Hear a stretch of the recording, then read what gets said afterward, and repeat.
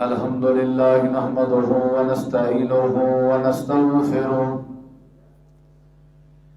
ونعوذ بالله من شرور أنفسنا ومن سيئات أعمالنا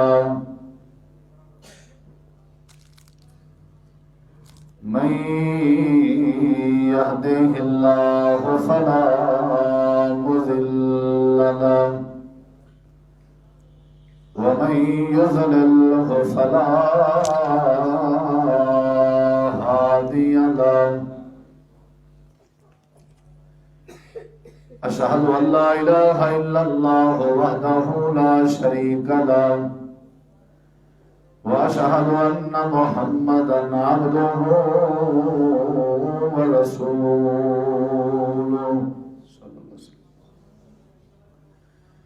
أما بعد فأعوذ بالله من الشيطان الرجيم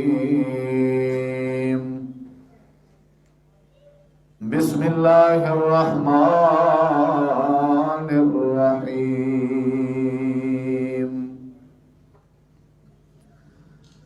خذوا ما آتيناكم بقوة واذكروا ما فيه لعلكم تتقون اللهم صل على محمد وعلى آل محمد كما صليت على إبراهيم وعلى آل إبراهيم إنك حميد مجيد اللهم بارك على محمد وعلى آل محمد كما باركت على إبراهيم وعلى آل إبراهيم إنك حميد مجيد ہر قسم کی حمد و ثنا، تعریفات، تحلیلات، تکبیرات، تمجیدات، تسبیحات اللہ رب العالمین کی ذات اقدس و بابرکات کے لیے خاص، لائق اور زیور ہیں،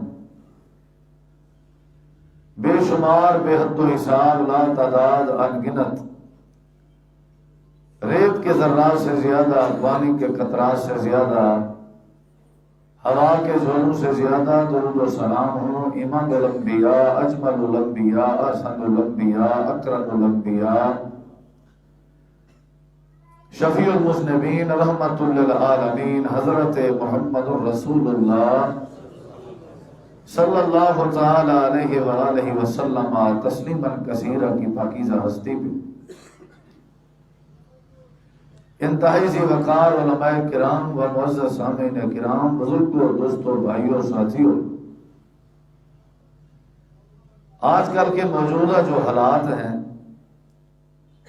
ہم میں سے کوئی ایسا نہیں کہ جو آج کل کے حالات پہ مکمل طور پہ مطمئن ہو، بلکہ ہم سارے لوگ، ہم سارے مسلمان ان حالات سے اتنے زیادہ رنجیدہ اور پریشان ہیں کہ ہماری زندگی جو ہے وہ ساری کی ساری بے چینی اور بے قراری میں گزر رہی ہے۔ حالات کیا ہیں؟ حالات کچھ اس قدر ہیں کہ اگر قرآن کریم کا مطالعہ کیا جائے، غور سے، تدبر سے اگر قرآن کو دیکھا جائے تو قرآن کریم نے آج سے 1500 سال پہلے کے جو حالات ہمارے سامنے رکھے تھے کہ اہل عرب میں اور سرزمین عرب پہ جو حالات تھے، بالکل بے عینی آج بھی وہی حالات نظر آ رہے ہیں۔ اعوذ باللہ من الشیطان الرجیم، ظہر الفساد فی البر والبحر، یہ جو لفظ فساد ہے، اس کی تفسیر میں اگر آپ جائیں اور اس کی گہرائی کو دیکھیں کہ فساد کی تعریف میں اور فساد کی مد میں جو جو معاملات اہل مکہ میں پائے جاتے تھے، وہ سارے اعمال اور مسائل اور معاملات آج ہم میں پائے جاتے ہیں۔ چوری عام تھی، آج ہم میں بھی چوری عام ہے۔ جس زمانے کے حالات کو اور جس دور کے حالات کو فساد سے تعبیر کیا گیا ہے وہاں شراب عام تھی، اور آج بھی شراب عام ہے، اور جس ماحول کو فساد سے تعبیر کیا گیا ہے وہاں سودی کاروبار عام تھے، اور آج بھی سودی کاروبار عام ہے۔ بلکہ ہماری جو معیشت ہے پوری دنیا کی آل ورلڈ وہ ساری کی ساری سود کی بنیاد پہ ہی کھڑی ہوئی ہے۔ کوئی ایسی چیز نہیں جو 1500 سال پہلے نبی علیہ الصلوۃ والسلام کی بعثت سے قبل سرزمین عرب میں ہو اور آج نہ ہو، یہ ایسی نہیں ہے۔ شرک بھی عام ہے، بدعت بھی عام ہے، ظلم بھی عام ہے، اور حق تلفی بھی عام ہے، تکبر بھی عام ہے۔ ساری وہ چیزیں جو پہلے تھیں آج ہمارے اندر پائی جاتی ہیں، حالانکہ ہمارے پاس قرآن ہے، ہمارے پاس اسلام ہے، ہمارے پاس ایمان ہے، ہم نمازی بھی ہیں، ہم نمازیں بھی پڑھتے ہیں، قرآن پاک کی تلاوت بھی کرتے ہیں، ہم مسلمان بھی ہیں، لیبل بھی ہم نے اسلام کا لگایا ہوا ہے، لیکن پھر بھی ہمارے اندر نہ سلامتی ہے، نہ امن ہے، نہ سکون ہے، بلکہ وہی حالات، وہی فسادات اور وہی سارے معاملات جو نبی علیہ الصلوۃ والسلام کی بعثت سے قبل کے تھے وہ ہمارے اندر پائے جا رہے ہیں۔ لیکن ایک وقت ایسا بھی آیا تھا کہ وہ سارے حالات درست ہو گئے تھے، اس کا نقشہ قرآن نے بیان کیا ہے۔ جو رہزن تھے وہ رہبر بن گئے، چھوٹی چھوٹی بات پہ جو آپس میں جھگڑا کرتے تھے ان کی لڑائیاں اور ان کے تنازع ختم ہوئے، اور وہ آپس میں رحماء بینہم کی تفسیر بنے، آپس میں نرم بنے، ایک دوسرے کے ساتھ محبت کرنے لگ گئے۔ جو کسی دوسرے کا بھلا نہیں سوچتے تھے، وہ ایک ایسا زمانہ اور وقت بھی آیا کہ دوسروں کی خاطر اپنے آپ کو خالی پیٹ بھوکا سلا دیتے تھے، لیکن دوسرے کی بھوک گوارا نہیں کرتے تھے۔ یہ بھی وقت آیا، لیکن یہ کیسے ہوا؟ یہ کیسے ہوا؟ آخر کیا وجہ تھی؟ کیا ذریعہ تھا اور کیا سبب تھا اور کیا علاج تھا جس کے ذریعے وہ حالات درست ہوئے؟ چوری ختم ہوئی، ڈکیٹی ختم ہوئی، شراب ختم ہوئی، بدکاری بد کرداری ختم ہوئی، سودی کاروبار ختم ہوئے، آپس کی جو کھاپت تھی، ناراضگی تھی وہ ختم ہوئی، حالات ایک دفعہ پرامن ہوئے۔ اس کی وجہ کیا تھی؟ ایک دفعہ حالات بہتر ہوئے، امن ہی امن تھا ہر طرف، امانت میں خیانت نہیں نظر آ رہی تھی، بد اخلاقی نہیں تھی، جھوٹ نہیں تھا، جھوٹی قسم نہیں تھی، غیبت بہتان الزام نہیں تھا، لوگ بچا کرتے تھے۔ یکدم یہ جو کایا پلٹی اور حالات تبدیل ہوئے، اس کی وجہ کیا ہے؟ میں صرف وجہ آپ کے سامنے رکھنا چاہتا ہوں کہ مکے کے جو حالات بہتر ہوئے تھے، سرزمین عرب کے جو حالات اللہ نے تبدیل کیے تھے، وہاں اہل عرب میں جو انقلاب پیدا ہوا تھا، آخر اس کی وجہ، بیس، بنیاد کیا تھی؟ آج بھی اگر ہم اس وجہ کو اختیار کر لیں تو ہمارے حالات بھی ٹھیک ہو سکتے ہیں، ہمارے حالات بھی درست ہو سکتے ہیں۔ سب سے پہلے میں مغالطے دور کرنا چاہتا ہوں۔ عام طور پہ ہمارے لوگوں میں یہ بات ذہن میں پائی جاتی ہے کہ اگر حکمران چینج ہو جائیں حالات ٹھیک ہو جائیں گے، اور دوسرے نمبر پہ یہ خیال ہوتا ہے کہ اگر بندے کا جو ذریعہ معاش ہے وہ مضبوط ہو جائے حالات بہتر ہو جائیں گے۔ اور اس سے بڑھ کے جو سوچ دماغوں میں پائی جاتی ہے وہ یہ ہے کہ اگر کسی کا مکان رہنے کے لیے اچھا ہے اور سفر کے لیے سواری اچھی ہے اور دکان کاروبار اچھا ہے، کھانا پینا اچھا ہے، حالات ٹھیک ہیں اس کے۔ اور کسی کے ذہن میں یہ ہوتا ہے کہ جس کی آمدن زیادہ ہے اس کے حالات درست ہیں۔ بھائیو، یہ سارے مغالطے ہیں اور یہ سارے کے سارے سمجھ لیں افواہیں ہیں، ان کا حقیقت کے ساتھ کوئی تعلق نہیں۔ یہ تبدیلی کیسے آئے گی؟ یہ انقلاب جو ہے یہ کیسے آئے گا؟ سب سے پہلے تو ہم یہ دیکھتے ہیں کہ مکے میں جو حالات پیدا ہوئے تھے وہ سارے کے سارے حالات کیسے تبدیل ہوئے تھے۔ تو میں زیادہ بات لمبی کرنے کا عادی نہیں ہوں، آپ معززین کے سامنے صرف یہ بات رکھنا چاہتا ہوں کہ نبی کریم علیہ السلام کو اللہ نے مبعوث فرمایا اور آپ کو اللہ نے کتاب الہدا، انقلاب برپا کرنے والی کتاب قرآن مجید اللہ نے عطا فرمائی، اور قرآن کے ذریعے، قرآن کی تلاوت کے ذریعے اور قرآن کے تزکیے کے ذریعے، قرآن پڑھنے اور پڑھانے کے ذریعے نبی علیہ الصلوۃ والسلام نے پورے مکے کے حالات کو کنٹرول کیا، مکے کے حالات کی کایا پلٹی، تبدیلی آئی، انقلاب آیا، حتیٰ کہ ساری جہالت ختم ہو گئی، ہر طرف علم ہی علم تھا، ہر طرف اخلاق ہی اخلاق تھا۔ وجہ کیا تھی؟ بیس کیا تھی؟ بنیاد کیا تھی؟ علاج کیا تھا؟ اللہ کے نبی نے قرآن پڑھتے گئے اور مکے کے حالات درست ہوتے گئے۔ یعنی حالات کی تبدیلی کی وجہ کیا ہے؟ قرآن پاک۔ آپ بتائیں کون سی وجہ ہے؟ بندہ اگر قرآن سے تعلق رکھے، اگر قرآن سے جڑ جائے، اس کے سارے حالات ٹھیک ہو سکتے ہیں۔ کون سی ایسی چیز ہے جو قرآن نے نئی وضاحت کر کے بیان کی؟ کون سی ایسی چیز ہے جس کا مسئلہ، جس کی تشریح تفسیر قرآن نے نہ کی ہو؟ کوئی ایسا معاملہ نہیں جو قرآن پاک کے تعلق کے بعد بھی رک جائے، سارے مسائل آسان ہو جاتے ہیں۔ ایک ایک بات کیسے رکھی جائے؟ مثال کے طور پہ سب سے پہلے جس چیز کی ضرورت ہے نا، آپ بھی شاید سمجھیں، ہر کسی کو عزت کی ضرورت ہے۔ ہر کوئی چاہتا ہے کہ میری جو زندگی ہے یہ عزت کے ساتھ گزرے، ہر کسی کا ارادہ یہی ہے۔ آپ کسی فقیر مانگنے والے کو جو آپ سے مانگ رہا ہے اللہ کے نام پہ، آپ اسے چاہے 1000 روپے کا نوٹ دے دیں، ساتھ اس کی انسلٹ کر دیں، وہ 1000 لینا گوارا نہیں کرے گا۔ اور اگر آپ کسی مانگنے والے کو 10 روپے دے دیں، ساتھ اس کی رسپیکٹ کر دیں، عزت کر دیں، تو وہ 10 روپے خوشی خوشی لینے کے لیے تیار ہو جائے گا۔ ہر کسی کو عزت کی ضرورت ہے۔ ماں باپ چاہتے ہیں اولاد ہماری عزت کرے، اولاد چاہتی ہے ماں باپ ہماری عزت کرے، بیوی چاہتی ہے خاوند میری عزت کرے، خاوند چاہتا ہے بیوی میری عزت کرے، اساتذہ چاہتے ہیں شاگرد ہماری عزت کریں، شاگرد چاہتے ہیں اساتذہ ہماری عزت کرے۔ ہر کوئی اپنے آپ کو باعزت شو کرنا چاہتا ہے، اور ہر کسی کی کوشش یہی ہے کہ ہمیں عزت مل جائے۔ تو میں آپ کو بتاتا ہوں کہ عزت اصل ملتی کہاں سے ہے۔ اگر زمانے میں ذلت ہو، اگر قوم میں، معاشرے میں، ماحول میں ذلت ہو، تو یہ ذلت کیسے ختم ہوگی اور اس کے بدلے عزت کیسے آئے گی؟ اس کا ذریعہ بھی قرآن ہے۔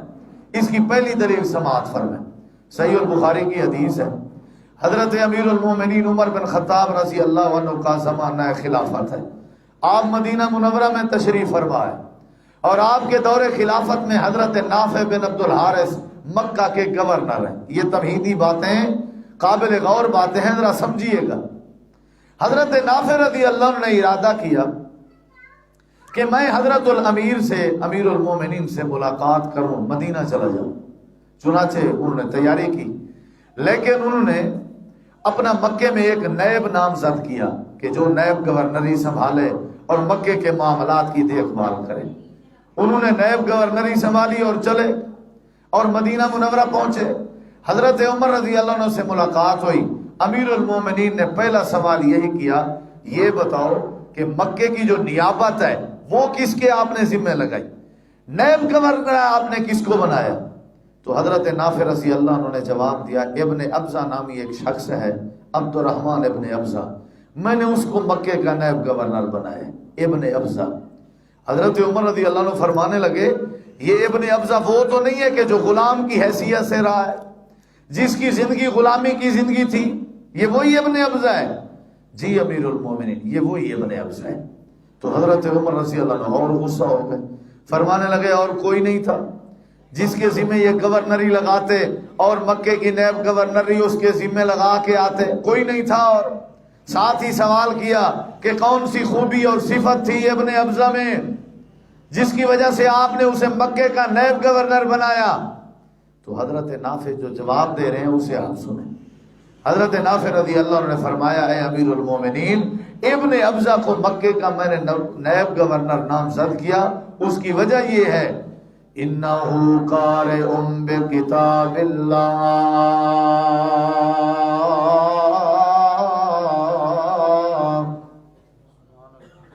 سبحان اللہ نہیں کہنا، مجھے پتہ یہاں ہوتی بھی نہیں ہے سبحان اللہ، آپ بالکل خاموش رہیں، کوئی بات نہیں، لیکن توجہ سے سنیں۔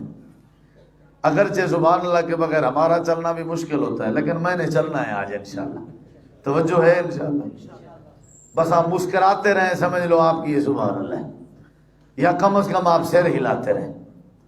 حضرت عمر رضی اللہ عنہ نے سوال کیا، کیا خوبی تھی ابن ابزہ میں جس کی وجہ سے آپ نے اسے نائب گورنر بنایا ہے؟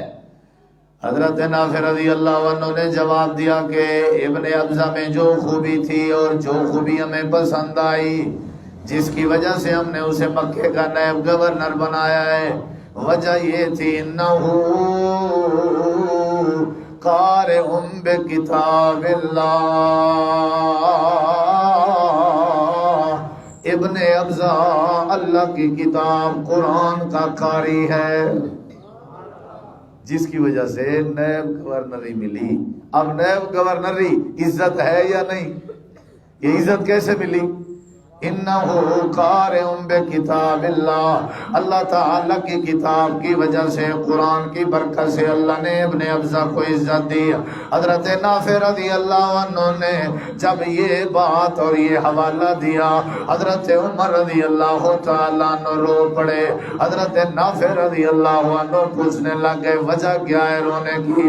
حضرت عمر فرمانے لگے نافع مجھے امام کائنات کی حدیث یاد آ گئی ہے، اس حدیث کے راوی بھی حضرت عمر بن خطاب ہیں، صحیح مسلم میں روایت موجود ہے۔ حضرت عمر فرماتے ہیں امام کائنات کا فرمان مجھے یاد آ رہا ہے، آپ نے فرمایا تھا ان اللہ یرفع بہذا الکتاب اقواما ویضع بہ آخرین۔ اللہ بے شک جب بھی بلندی دیتا ہے، عزت دیتا ہے تو قرآن کی برکت سے۔ آج مجھے یہ سمجھ آ رہی ہے بات، ابن ابزہ جو تھا اللہ نے اسے عزت دی قرآن کی برکت سے۔ اب اس حدیث سے پتہ چلا کہ جب بھی اللہ عزت دیتا ہے تو کس وجہ سے؟ عزت کس وجہ سے ملتی ہے؟ جس کا تعلق قرآن سے جڑ جائے، جس کا یارانہ قرآن سے جڑ جائے، جس کا شغف ذوق قرآن ہو جائے، اللہ قرآن پاک کی برکت سے عزت کے تاج پہنایا کرتا ہے۔ عزت کا ذریعہ دولت نہیں ہے، عہدہ نہیں ہے، اعلیٰ نسب نہیں ہے، یا بلند و بالا مرتبے نہیں ہے۔ اللہ جب بھی عزت دیتا ہے تو قرآن پاک کی برکت سے دیتا ہے۔ حضرت ابن ابزہ کو اللہ نے عزت دی قرآن پاک کی وجہ سے۔ اگلی بات پہ غور کیجئے، صحیح بخاری مسلم کی روایت ہے، امام کائنات کے سامنے نئے نئے مسلمان ہوئے جو لوگ وہ آئے بیٹھے ہیں، آ کر کے عرض کر رہے ہیں اللہ کے پیغمبر ہم نئے نئے مسلمان ہوئے ہیں، ہم میں سے کوئی امام بنا دیجئے جس کی اقتداء میں ہم نمازیں پڑھتے رہیں، جو ہمارا امام ہو، ہمارے فیصلے بھی کرتے رہے، ہمارے فیصلے بھی کرتا رہے اور ہم اس کے پیچھے نمازیں بھی پڑھتے رہیں۔ امام کائنات نے سارے لوگوں کی طرف دیکھا، بار بار دیکھنے کے بعد آپ نے فرمایا تم میں سے کون ہے جس کو اللہ کا قرآن یاد ہے؟ امامت کا انتخاب ہو رہا تھا، قوم کا امام چنا جا رہا تھا، تو میرٹ کس چیز کو بتایا جا رہا ہے؟ قرآن کو۔ یہ نہیں پوچھا تم میں سے کون ہے جو لمبردار ہو، تم میں سے کون ہے جو چیئرمین ہو، تم میں سے کون ہے جو ذمہ دار ہو، تم میں سے کون ہے جو عہدے دار ہو، تم میں سے کون ہے جو معمر ہو، بڑی عمر کا بندہ ہو۔ امام کائنات مصلی کی امامت کا انتخاب فرما رہے ہیں، آپ میرٹ کیا بتا رہے ہیں؟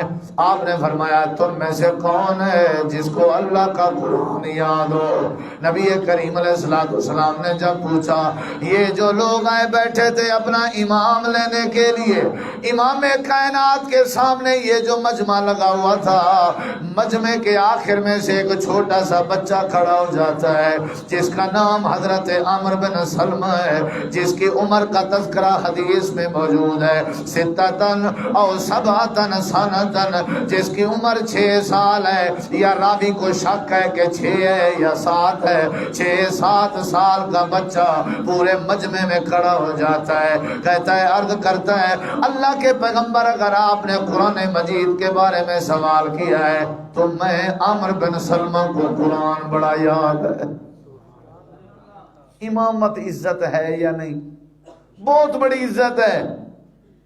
اس وقت کے جو امام ہوا کرتے تھے وہ قاضی بھی ہوا کرتے تھے، جج بھی وہی ہوتے تھے، چیف جسٹس بھی وہی ہوتے تھے، بلکہ آج بھی آپ کو اس طرح کا معاملہ ملے گا۔ سعودی عرب میں آپ چلے جائیں، جو مکے کا امام ہے وہی چیف جسٹس ہوگا، جو مسجد نبوی کا امام ہے وہی عدالت کا جج اور قاضی ہوگا۔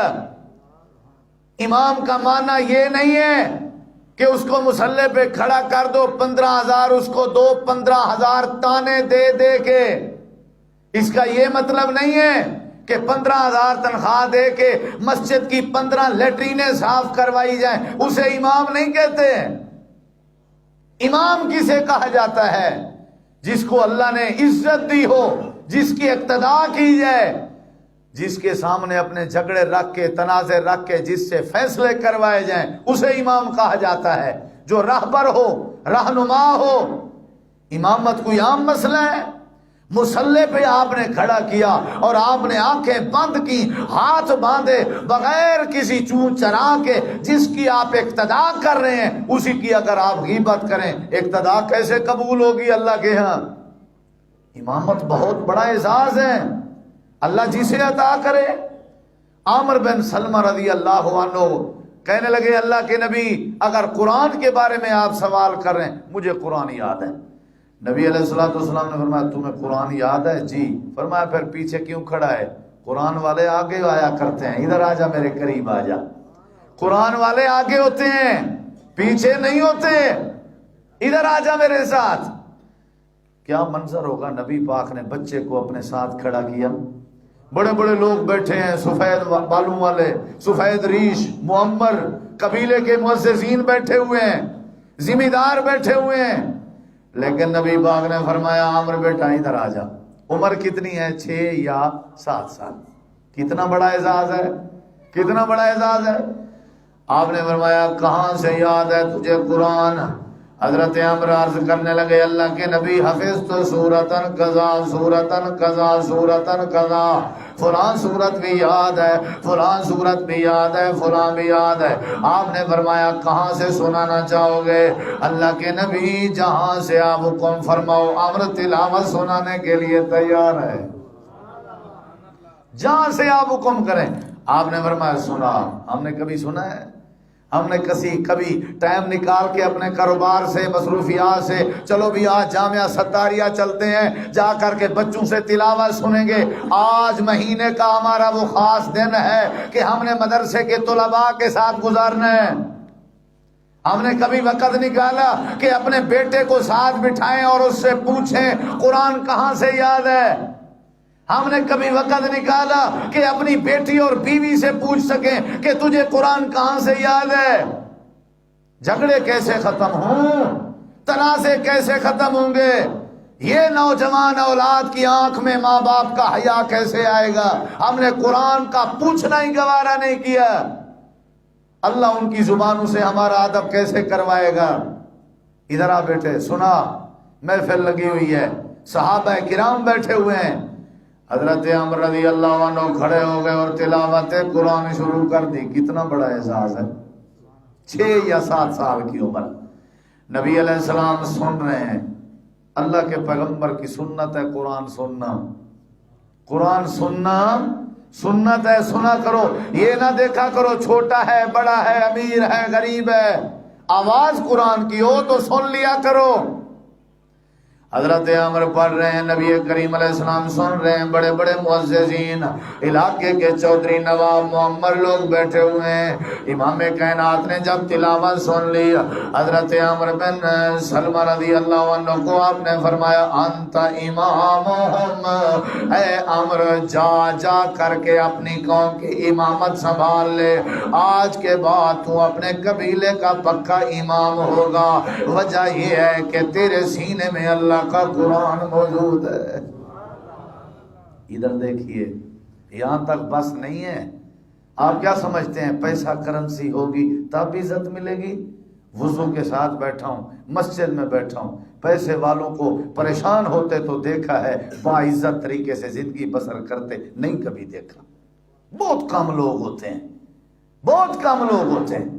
کوئی پیسے والا ایسا جاگیر اس کے پاس بے بہاؤ اور وہ سینے پہ ہاتھ مار کے کہے کہ میں بے چینی سے اور بے قراری سے، اور میرے پاس جو ہے زندگی جو ہے وہ چین اور قرار کے ساتھ گزر رہی ہے، یہ نہیں ہو سکتا۔ اللہ قرآن میں کہتا ہے سکون آپ کو ملتا ہی قرآن کی برکت سے ہے۔ میں کیسے مان لوں کہ جس کے پاس قرآن ہی نہیں ہے اور اس کے پاس سکون ہو؟ یہ نہیں ہو سکتا۔ کتنی بڑی بات ہے۔ حضرت عامر بن سلمہ فرماتے ہیں میں امام منتخب ہو گیا اور بلا مقابلہ منتخب ہوا۔ کیا خیال ہے؟ میرے مقابلے میں کوئی نہیں آیا، کیونکہ میرے پاس کیا تھا؟ بولیے، قرآن والے ہمیشہ بلا مقابلہ ہی منتخب ہوا کرتے ہیں، قرآن جو ہوتا ہے جن کے پاس۔ حضرت عامر بن سلمہ فرماتے ہیں جب یہ لوگ امام لینے کے لیے نبی پاک کی عدالت کی طرف آ رہے تھے نا، ادھر دیکھو، جب یہ آ رہے تھے یہ سارے آگے آگے تھے اور میں سب کے پیچھے پیچھے تھا۔ میرا کسی کو پتہ ہی نہیں تھا کہ بچہ آ رہا ہے یا نہیں آ رہا۔ کیا خیال ہے؟ اب چونکہ نبی کریم نے فرمایا تو امام ہوگا، حضرت عامر فرماتے ہیں منظر تبدیل ہو چکا ہے، ساری برادری قبیلہ پیچھے پیچھے، میں عامر سب کے آگے آگے۔ کس وجہ سے؟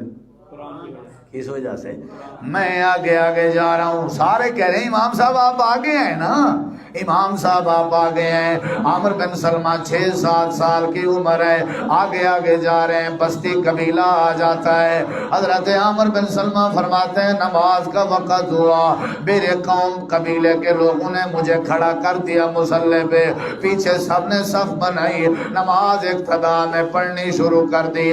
میں نماز پڑھا رہا تھا، بچہ تھا، میرے جسم پہ جو کرتا اور چولا اور قمیض تھا اس پہ کئی قسم کے پیوند لگے ہوئے تھے، ٹاکیاں لگی ہوئی تھیں، اور تھا بھی چھوٹا، گھٹنوں تک با مشکل آتا تھا۔ اور اصل مزے کی بات یہ ہے میں بچہ تھا، قمیض اور کرتے کے نیچے نہ شلوار تھی نہ پجامہ تھا، میں مصلی امامت پہ کھڑا ہوا تھا، نماز پڑھا رہا تھا۔ جب میں رکوع میں جاتا، سجدے میں جاتا، میرے قمیض کا پچھلا دامن میری پیٹھ پہ آ جایا کرتا اور میں برہنہ حالت میں ہو جاتا۔ ساری بستی والے لوگ کھڑے ہو کے تماشا بنا رہے تھے، مذاق کر رہے تھے، ہنسی کر رہے تھے اور کہہ رہے تھے مسلمانوں کے امام کا حال دیکھو، عمر بھی چھوٹی ہے، کپڑا قمیض بھی چھوٹا ہے، حالت یہ ہے جس کا لباس بھی پورا نہیں ہے۔ حضرت عامر فرماتے ہیں نماز کی حالت میں تبصرے سن رہا تھا اور میری آنکھوں سے آنسو نکل رہے تھے۔ جب میں نے نماز مکمل کی، میرے سارے مقتدیوں نے، سارے جماعتیوں نے چندہ اکٹھا کیا، بازار چلے گئے، جا کر کے کپڑا خریدا اور میرے لیے لمبا چولا کرتا سلوایا۔ سارے میرے قوم قبیلے کے معززین، بزرگ، معمر، بڑی عمر کے لوگوں نے مل کے ساروں نے جب مجھے چولا کرتا پہنانا شروع کیا، ساری زندگی میں عامر کو اتنا سکون نہیں ملا جب قرآن کی برکت سے چولا کرتا پہننے میں سکون نصیب ہوا ہے۔ اللہ چولے پہناتا ہے کس وجہ سے؟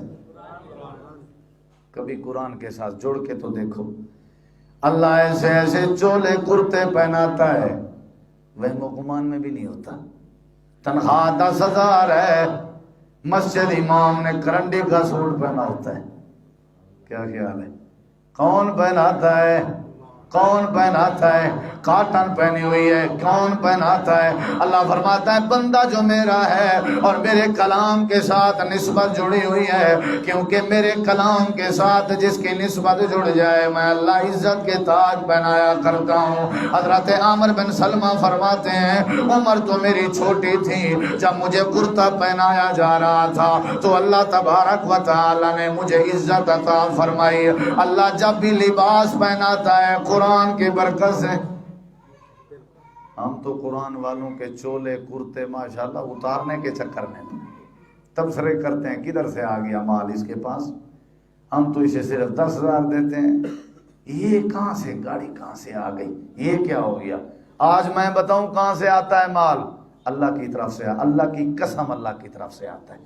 قرآن والے کو پتہ ہی نہیں ہوتا کہاں سے آتا ہے، مجھے نہیں پتا، قرآن والے سے آپ پوچھ لیں کل جو آپ کے پاس کچھ آیا تھا مال اللہ کی طرف سے وہ کہاں سے آیا، نہیں پتا ہوتا۔ اللہ دیتا ہے، عزت اللہ دیتا ہے، مسائل اللہ آسان کرتا ہے۔ ہر شعبے والا مہنگائی جب شدت اختیار کرے دھرنا دیتے ہیں، اپنے مطالبات چارٹوں پہ لکھ کے روڈوں پہ آتے ہیں، کبھی قرآن والے کو نہیں دیکھو گے۔ کبھی قرآن والے کو چاٹ اٹھا کے روڈ پہ احتجاج کرتا نہیں دیکھو گے۔ قرآن والا کیا کرتا ہے؟ وہ احتجاج کرتا ضرور ہے، وضو کر کے رات کی تاریکی میں آدھی رات کے وقت 2 رکعت نماز پڑھ کے اپنے رب کے سامنے دعا کرتا ہے۔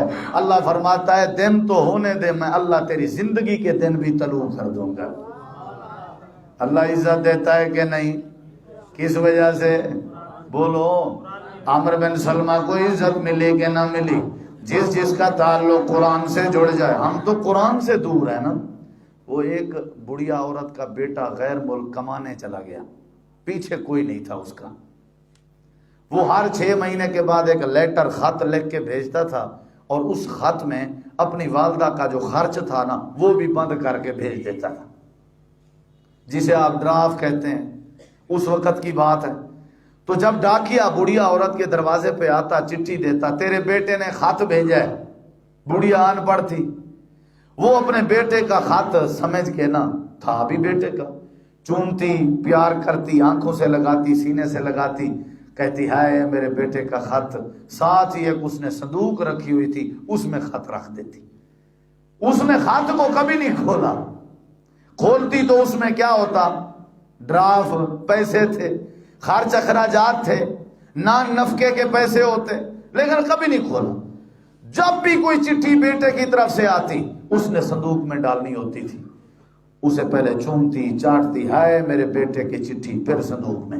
بیمار ہوئی، ایسی بیماری اسے لگی کہ وہ بغیر پیسے کے علاج ناممکن تھا۔ پیسہ کہاں سے آتا؟ کون دیتا؟ اب بیٹے سے رابطہ نہیں ہو رہا، خط وہ پڑھ نہیں سکتی، کھولا اس نے نہیں خط کو کہ اس کو دیکھے اس میں بھی پیسے ہیں۔ آخر کار بیماری بڑھتی گئی، علاج نہ ہو تو بیماری بڑھ جاتی ہے، بھوک بھی حملہ کرتی گئی، عورت بیچاری چڑھتی چڑھتی چڑھتی مر گئی۔ سارے رشتہ دار آ گئے، انہوں نے کہا جی یہ بے وقوف تھا، اس کا بیٹا اکیلی ماں کو چھوڑ کے چلا گیا، نہ کبھی خط آیا، نہ کبھی پیسے خرچے اس نے بھیجے اپنی ماں کی طرف۔ ساتھ ایک مکان تھا، انہوں نے کہا جی ڈاکیا تو آتا تھا، چلو جی دیکھو کہاں چٹھیاں ہیں، کہاں خط ہیں، کہاں لیٹر ہیں، کیا لکھا اس نے، کیا تھا اس میں۔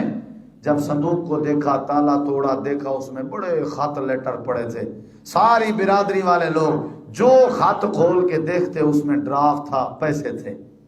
سب نے سر پکڑے اور سر پکڑ کے بیٹھ گئے اور کہنے لگے کاش یہ بڑھیا خط کھولتی، کاش یہ بڑھیا، بولو، کاش یہ خط کھولتی، بیٹے کی چٹھی کھولتی تو کبھی چڑ چڑ کے نہ مرتی۔ کیا خیال ہے؟ علاج کر پاتی کہ نہ پاتی؟ اس کے پاس علاج کے پیسے آ جاتے۔ یہ جو رویہ اور سلوک بڑھیا عورت نے اپنے بیٹے کی چٹھی کے ساتھ کیا ہوا ہے، یہی رویہ ہم مسلمانوں نے اللہ کی بھیجی ہوئی چٹھی کے ساتھ کیا ہوا ہے۔ ہم نے اللہ کی چٹھی کو آنکھوں سے لگایا، اپنے منہ سے لگایا، سینے سے لگایا، ہے اللہ کا قرآن پھر غلاف میں لپیٹ کے رکھ دیا۔ کبھی ہم نے اللہ کی چٹھی کو کھولنا گوارا نہیں کیا، کبھی ہم نے اللہ کی چٹھی کو پڑھنا گوارا نہیں کیا۔ کاش ہم اللہ کی بھیجی ہوئی چٹھی کو پڑھتے، اس میں برکت کا ذریعہ تھا۔ اگر ہم قرآن پڑھتے تو اس میں رحمت کا ذریعہ تھا، اگر ہم قرآن پڑھتے تو اس میں اتفاق کا ذریعہ تھا، اگر ہم قرآن پڑھتے رزق میں برکت کا ذریعہ تھا، اولاد کو باادب بنانے کا طریقہ قرآن میں تھا۔ اگر ہم قرآن کو پڑھتے اور سمجھتے اس میں عقیدہ توحید کا واز تھا، اگر ہم قرآن کو پڑھتے تفصیل کے ساتھ اس میں پیغمبر اعظم کی پہچان تھی، اگر ہم قرآن کو پڑھتے آخرت کی فکر دلائی جا رہی تھی قرآن پاک میں۔ ہم نے چٹھی کو کبھی نہیں پڑھا، اللہ کے قرآن کے ساتھ ایسا سلوک کبھی نہ کریں۔ اس کو پڑھا کریں، سمجھا کریں، غور کیا کریں، اس کو سینے سے لگایا کریں۔ جس کا پیار قرآن سے ہوتا جائے اللہ اسے عزت کے تاج پہنا دیتا ہے۔ قرآن کی وجہ سے عزت ملے گی۔ یہ ذلت جو ہے، شرمندگی جو ہے، یہ ختم ہوگی کس وجہ سے؟ بولو۔ اللہ عزت دیتا ہے۔ آج تو ہماری بہنیں، ہماری بیٹیاں، ہماری مائیں، ہمارے گھر میں بھی عزت نہیں نظر آتی۔ تو یہ عزت کب آئے گی؟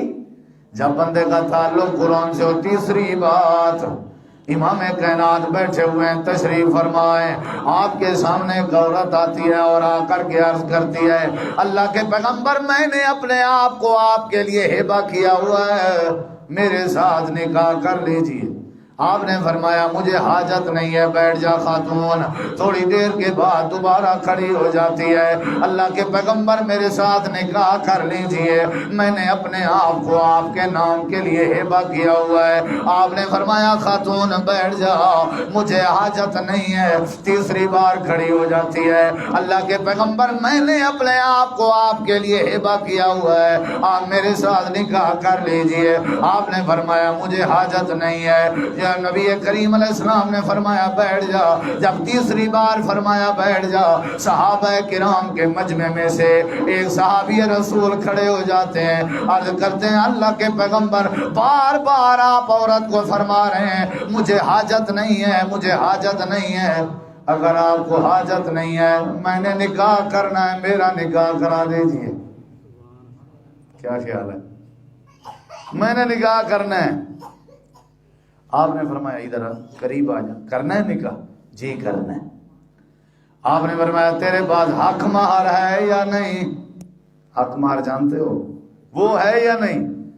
مسکرا کے کہنے لگا اللہ کے نبی یہی تو مسئلہ ہے، حق مہر ہوتا تو کب کا نکاح کر چکا ہوتا، یہی تو رولا ہے، نہیں ہے۔ فی سبیل اللہ نکاح ہو جائے نا کہیں سے۔ نبی پاک نے فرمایا تیرے پاس درہم، آدھا درہم؟ نہیں۔ فرمایا دینار، آدھا دینار؟ نہیں۔ تہائی؟ کچھ بھی نہیں ہے۔ آپ خاموش ہو گئے۔ تھوڑی دیر کے بعد آپ نے فرمایا وَلَوْ خَاتَمًا مِّنْ حَدِيدٍ، لوہے کی انگوٹھی بھی تیرے پاس ہے یا نہیں؟ کہتا ہے اللہ کے نبی لوہے کی انگوٹھی تو دور کی بات ہے، میرا اپنا رہنے کے لیے خیمہ بھی نہیں ہے۔ آپ کی مرضی شادی کرو نہ کرو، گھر بھی۔ ایسے بندے کو آپ رشتہ دینے کے لیے تیار ہوں گے کبھی؟ کیا مت آ سکتی ہے؟ نہیں۔ سگا بھتیجا کیوں نہ ہو، سگا بھانجا کیوں نہ ہو، کیا خیال ہے؟ کبھی نہیں دیں گے، جتنا لائق کیوں نہ ہو، تہجد گزار کیوں نہ ہو، دیندار کیوں نہ ہو، عالم کیوں نہ ہو۔ پہلے مکان، میرے پاس کچھ نہیں ہے۔ ادھر دیکھیں نبی علیہ السلام نے فرمایا اچھا یہ بتا، میرے نبی کا بھی کچھ ارادہ بن رہا ہے کہ اس بیچارے کا نکاح ہونا چاہیے ہیں۔ ادھر دیکھیں سہولتیں پیدا ہو رہی ہیں۔ آپ نے فرمایا درہم بھی نہیں ہے؟ جی نہیں ہے۔ دینار بھی نہیں ہے؟ لوہے کی انگوٹھی؟ جی نہیں ہے۔ خیمہ بھی نہیں ہے؟ جی نہیں ہے۔ یا رسول اللہ میرے سر پہ پگڑی نہیں ہے، پاؤں میں جوتے نہیں ہیں، جو کرتا پہنا ہوا ہے اسی کرتے کا مالک ہوں، نکاح کرنے کا بڑا دل کر رہا ہے۔ میرے نبی فرماتے ہیں اچھا یہ بتا اما من القرآن، کیا تیرے سینے میں اللہ کا قرآن ہے یا نہیں ہے؟ کم سوکھا ہے کہ نہیں؟ کون سی چیز پوچھی جا رہی ہے؟ تیرے پاس قرآن ہے؟ ادھر دیکھیے دینار کا پوچھا گیا، سر نیچے تھا، نہیں ہے۔ درہم کا پوچھا گیا، آنکھیں نیچی ہیں، جواب آ رہا ہے نہیں ہے۔ لوہے کی انگوٹھی کے بارے میں سوال کیا گیا، آنکھیں نیچی ہیں، کہا نہیں ہے۔ جب امام کائنات نے قرآن کے بارے میں سوال کیا، سر اوپر کر کے، سینہ چوڑا کر کے، ہاتھ سینے پہ مار کے کہتا ہے اللہ کے نبی جہاں سے مرضی کرے سن لیجئے، قرآن بڑا یاد ہے۔ اب تو کہہ دو سبحان اللہ۔ چلو جو دیہات سے آئے ہیں وہ تو کہو سبحان اللہ۔ ہاں پتہ چلا نا بھی دیہات سے بھی آئے ہوئے۔ تیرے پاس اللہ کا قرآن ہے یا نہیں؟ جی اللہ کے نبی قرآن مجھے بڑا یاد ہے۔ آپ نے فرمایا کہاں سے یاد ہے؟ اللہ کے نبی فلاں صورت یاد ہے، فلاں صورت یاد ہے، فلاں صورت یاد ہے۔ آپ نے فرمایا جو جو قرآن پاک کی صورتیں تجھے یاد ہیں، یہ صورتیں عورت کو یاد کروا دے۔ صورتیں یاد کروانا تیرا حق مہر ہوگا، میں نکاح پڑھا کے تیرا گھر بسا دیتا ہوں۔ بے آباد گھر آباد کرتا ہے اللہ کس وجہ سے؟ ویران گھر اللہ آباد کرتا ہے کس وجہ سے؟ جب گھر میں قرآن آ جائے اللہ ایسے گھروں کو آباد کر دیا کرتا ہے جیسے سینے میں اللہ کا قرآن آ جائے اللہ اس کے سارے مسائل آسان کر دیا کرتا ہے۔ اللہ فرماتا ہے میرا کلام تمہاری عزت کا ذریعہ ہے، جب اگر تمہیں عزت چاہیے قرآن کے ساتھ تعلق بنا لو۔ جب شہدائے احد کے دفن کرنے کی باری آئی آپ نے فرمایا میں قبر میں اتروں گا، مجھے شہداء دیتے جانا، میں قبر میں اتارتا جاؤں گا۔ آپ جب قبر میں اترے آپ نے فرمایا شہداء مجھے دیتے جاؤ، میں قبر میں اتارتا جاؤں گا۔ آپ نے فرمایا خیال کرنا پہلے اس شہید کا وجود مجھے دینا جس کے سینے میں اللہ کا قرآن۔ شہید بھی وہ مجھے دینا پہلے جس کے سینے میں، یعنی قرآن والے کا پہلا نمبر ہوتا ہے۔ کیا خیال ہے؟ جب تک وہ زندہ ہے تب بھی پہلا نمبر، جب وہ فوت ہو جائے یا شہید ہو جائے تو تب بھی، بولو آخرت کا میدان ہوگا تو تب بھی۔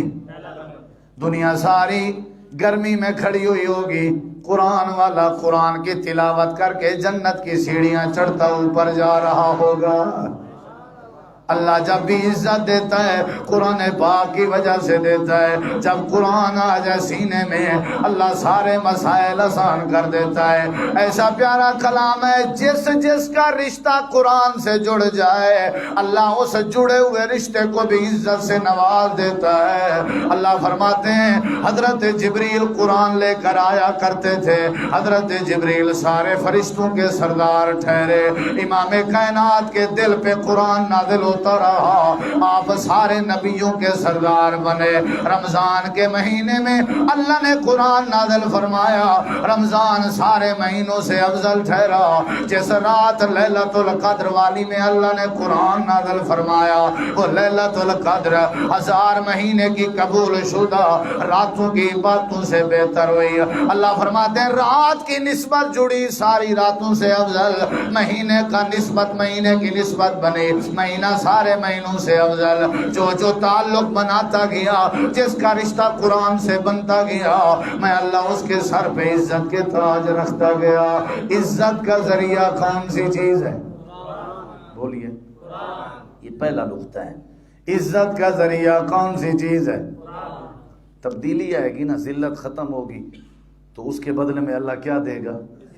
حضرت عمر رضی اللہ عنہ فرماتے ہیں ہمیں پوچھنے والا کوئی نہیں ہوتا تھا، اعزنا اللہ بالاسلام، جب سے اسلام آیا، قرآن آیا، دین آیا، اللہ نے ہمیں عزت عطا کر دی۔ حضرت ابو ہریرہ رضی اللہ تعالیٰ عنہ نے نا ایک دفعہ یمنی چادر کے ساتھ اپنے منہ پہ رکھی، اپنے ناک پہ رکھی اور کہنے لگے بخ بخ یا ابا ہریرہ، واہ ابو ہریرہ، واہ ابو ہریرہ۔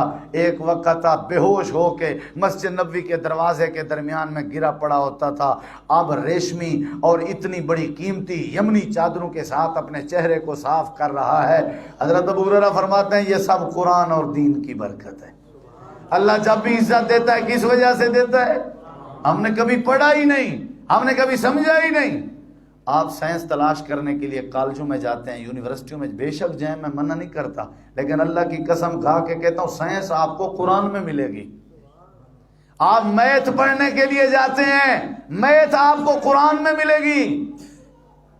یہ الجبرا، یہ ریاضی، یہ جمع، نفی، ضرب، تقسیم، 1/6، 1/8، یہ بٹے، یہ ساری چیزیں قرآن سے نکالی گئی ہیں۔ جہاں اللہ نے میراث کا مسئلہ بیان کیا ہے نا کہ فلاں مر جائے اس کا سدس ہوگا، فلاں مر جائے اس کے وارث کا سمن ہوگا، یہ اس کا 8واں حصہ، اس کا چھٹا، یہ 8واں چھٹا، یہ گنتی، یہ ریاضی، یہ میتھ، یہ حساب قرآن بیان کرتا ہے۔ آپ کو بایو قرآن سے ملے گی، آپ کو کیمسٹری قرآن سے ملے گی، آپ کو فزکس قرآن سے ملے گی۔ کون سا دنیا کا فن ہے جو قرآن نے نہ بتایا ہو؟ حتیٰ کہ دنیا کا جغرافیائی نقشہ آپ کو قرآن سے ملے گا۔ اگر آپ چاہتے ہیں ماں باپ کی پہچان ہو، ماں باپ کی پہچان قرآن کروائے گا۔ قرآن جن تعلیم اور جن کلاسوں کے لیے آپ ٹیوشن کی فیسیں بھر کے ساری زندگی آپ گزار رہے ہیں، آپ کوئی ایسا سبجیکٹ آج چلے جائیں، آج چلیں جائیں اپنی کتابوں کو جا کر کے کھولیں، مجھے ایسی کتاب آ کر کے دکھائیں جس کتاب میں ماں باپ کے آداب کا کوئی لیکچر ملے، جس میں آپ کو بیوی کے حقوق کا کوئی لیسن ملے، کوئی ایسی کتاب۔ یہ سارے فنون ہیں، وقت آپ لگا رہے ہیں ایسے فن پہ جس کا نہ دنیا میں فائدہ ہونا نہ آخرت میں۔ اگر آپ کو آنکھیں لگی ہوئی ہیں، آنکھوں کی آپ نے بصارت پڑھنی ہے تو قرآن سے ملے گی، کان لگے ہوئے ہیں لیکن کانوں کی سماعت قرآن سے ملے گی۔ جس کا تعلق قرآن سے جڑ جائے اللہ اسے عزت عطا کر دیتا ہے۔ ملتی ہے کہ نہیں ملتی عزت؟ کس وجہ سے؟ بولو کس وجہ سے؟ ادھر دیکھیں، یہ پہلی بات ہے، میں مختصر کر رہا ہوں۔ اگلی بات جو مین مسئلہ ہے، کوئی کدھر ہے، کوئی کدھر ہے، کوئی کدھر ہے۔ ہر کوئی چاہتا ہے ہمیں عزت بھی ملے اور ہر کوئی چاہتا ہے ہمیں ہدایت بھی نصیب ہو جائے۔ چاہتے ہو ہدایت؟ عزت بھی ہو ہدایت بھی ہو، کام تو بن گیا۔ عزت ہو ہدایت نہ ہو کیا فائدہ؟ ہدایت ہو اور عزت نہ ہو کیا فائدہ؟ ہدایت چاہیے نا، یعنی بندہ سیدھے راستے پہ ہو، ایسے نا۔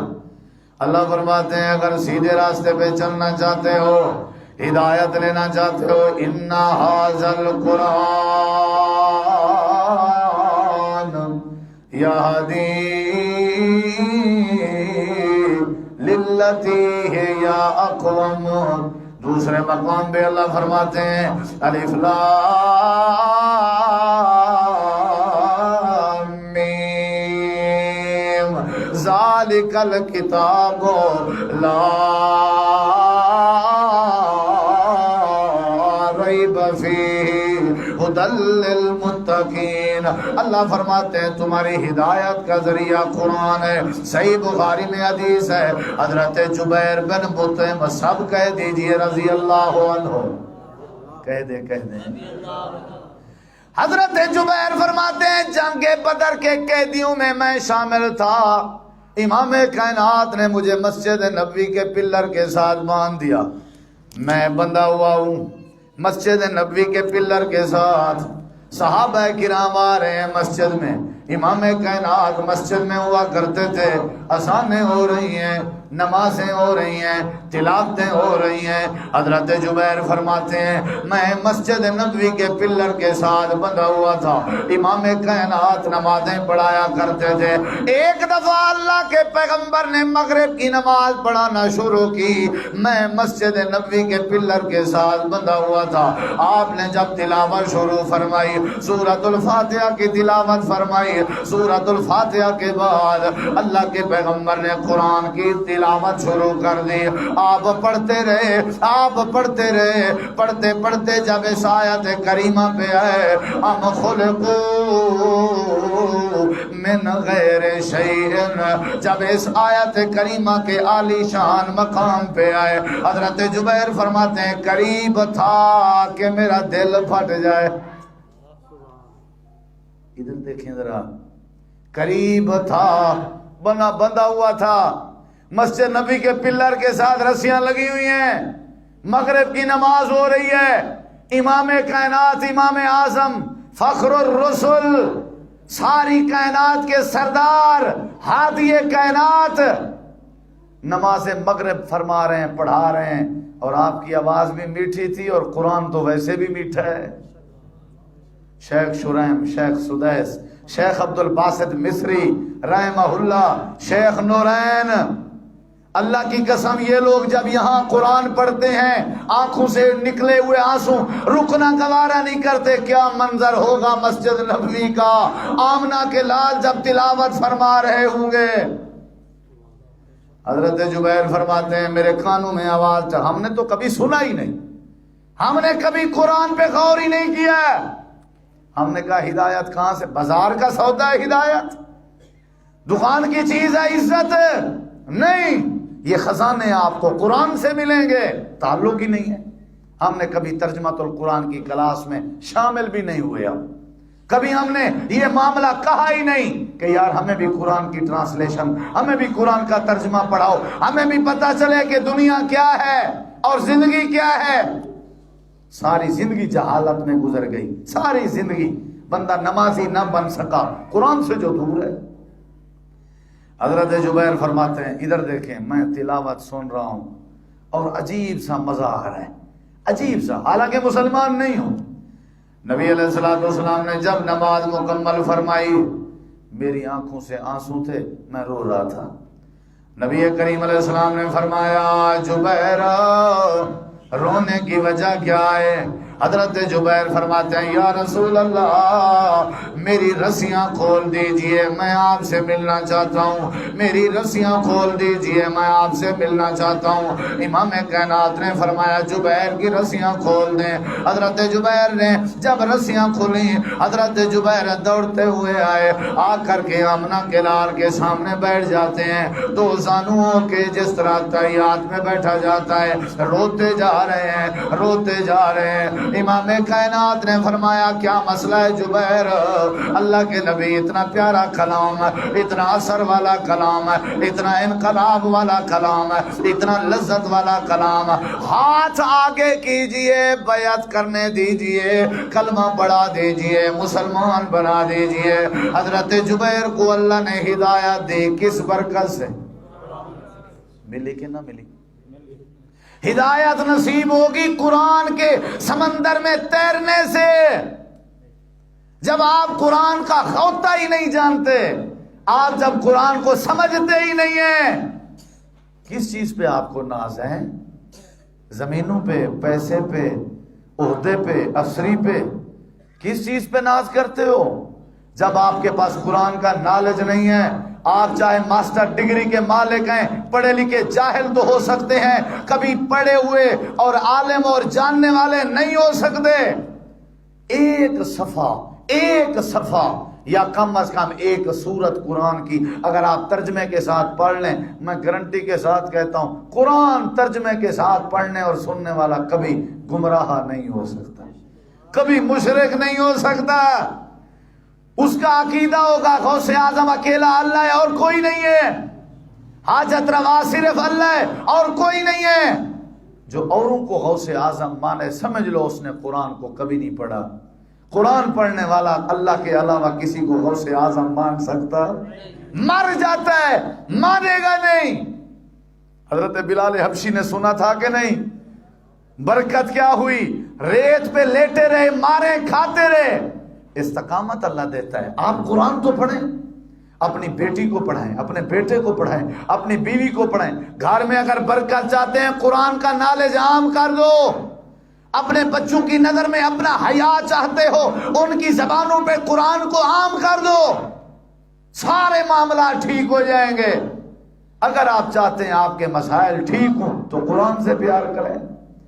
پہلے نمبر پہ میں نے عرض کی عزت ملتی ہے کس وجہ سے؟ دوسرے نمبر پہ ہدایت ملتی ہے۔ حضرت عثمان بن مظعون، سب کہہ دیں رضی اللہ، عثمان بن عفان نہیں، عثمان بن مظعون رضی اللہ عنہ۔ ادھر دیکھیں ذرا، فرماتے ہیں میں جا رہا تھا، نبی علیہ الصلوۃ والسلام راستے میں بیٹھے ہوئے تھے، امام کائنات نے مجھے بلایا، عثمان کبھی ہمارے ساتھ بھی بیٹھ جایا کرو۔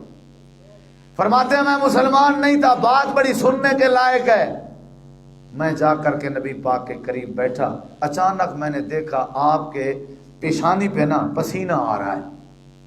میں نے عرض کی اللہ کے نبی یہ کیا مسئلہ ہے؟ آپ نے فرمایا عثمان جب جبرائیل اللہ سے قرآن پاک وحی کی صورت میں لے کے آتا ہے تو محمد کریم کے ماتھے پہ پسینہ آ جاتا ہے۔ اتنا اثر ہے قرآن میں کہ معصوم عن الخطا ذات کے ماتھے پہ بھی پسینہ آ جائے۔ ہم تو کبھی ٹس سے مس نہیں ہوئے۔ ادھر دیکھیں ذرا، عثمان بن مظعون بڑے حیران ہوئے، نبی کے ماتھے پہ پسینہ، اتنا اثر والا کلام، اتنا وزنی کلام، اثر والا کلام۔ حضرت عثمان بن مظعون فرمانے لگے اللہ کے نبی وہ کون سی آیت کریمہ ہے جو ابھی جبرائیل دے کے گئے ہیں جس کی وجہ سے آپ کے ماتھے پہ پسینہ آیا ہے؟ امام کائنات نے اس آیت کریمہ کی تلاوت فرمائی، سورۃ النحل 14واں پارہ، آپ آیت کی تلاوت فرما رہے ہیں، عثمان بن مظعون ابھی مسلمان نہیں ہوئے، غور سے سن رہے ہیں، ان اللہ یامر بالعدل والاحسان وایتاء ذِل قُرْبَىٰ وَيَنْهَىٰ عَنِ الْفَحْشَاءِ وَالْمُنکَرِ وَالْبَغْیِ یَعِظُکُمْ لَعَلَّکُمْ تَذَکَّرُونَ۔ ایک دفعہ عثمان بن مظعون نے آیت کریمہ سنی، امام کائنات کی پاک زبان سے کہنے لگا اللہ کے نبی اتنا بڑا پیارا کلام ہے، اتنا پیارا کلام ہے، مجھے بھی کلمہ پڑھا دیجئے، میں اب قرآن کے بغیر نہیں رہ سکتا۔ عثمان بن مظعون کی ہدایت کا ذریعہ بنا تو کیا بنا؟ ہدایت ملے گی آپ کو قرآن سے، عزت ملے گی، اگلی بات برکت ملے گی آپ کو قرآن سے۔ وَهَذَا مَا أَنزَلْنَا، اور اللہ نے کہا هَذَا مُبَارَكٌ أَنزَلْنَاهُ، یہ برکت والا کلام ہے۔ تین باتیں، چوتھی بات اللہ کے بندو آپ کو شفا ملے گی قرآن سے۔ وَنُنَزِّلُ مِنَ الْقُرْآنِ مَا هُوَ شِفَاءٌ۔ اما جان سید عائشہ صدیقہ رضی اللہ عنہ فرماتی ہیں جب بھی میرے نبی پاک صلی اللہ علیہ وسلم کے سر میں درد ہوتا، تکلیف ہوتی، آپ مجھے فرماتے آخری کل جو ہیں وہ پڑھ کے عائشہ میرے سر پہ پھونک مار دے، میں ایسا ہی کرتی، چنانچہ میرے مصطفیٰ کو آرام آ جاتا۔ ابو سعید خدری والی روایت، جب ایک قبیلے کے سردار کو کسی چیز نے ڈس لیا تو سورۃ الفاتحہ پڑھی، اللہ نے اسے شفا دی۔ تو قرآن کیا ہے؟ شفا ہے۔ شفا کا مطلب یہ نہیں ہے کہ بندہ اس کو کسی کاغذ پہ لکھے اور اس کو اپنی گاڑی پہ نہ ڈیش بورڈ پہ چسپاں کر دے، شفا ملے گی۔ بندہ اپنے گلے میں ڈال دے، شفا ملے گی، نہیں۔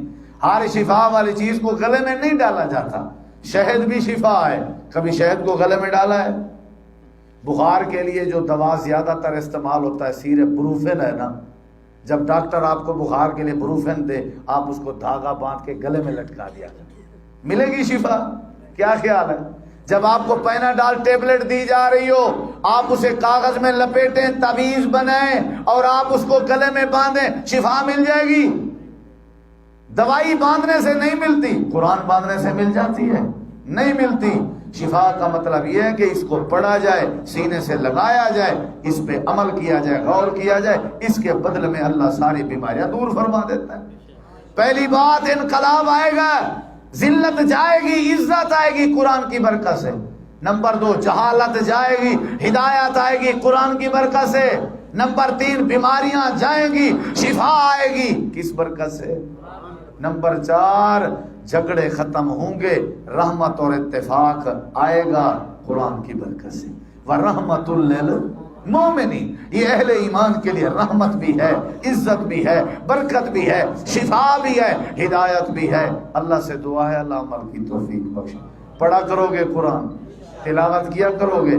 میں زیادہ لمبی گفتگو نہیں کرتا، اس کے حقوق آداب یہ ایک علیحدہ بات ہے، صرف میں نے یہ رغبت دلائی ہے اس کے ساتھ جڑ جائیں، تعلق بنائیں، پیار محبت، یہ ایک ایسا آپ کو علم دے گا اور ایسی معلومات ملے گی آپ کو قرآن سے کہ جب آپ ذوق شوق کے ساتھ پڑھنا شروع کریں گے تو آپ کو کبھی گوارا بھی نہیں ہوگا کہ اس کا ناغہ ہو۔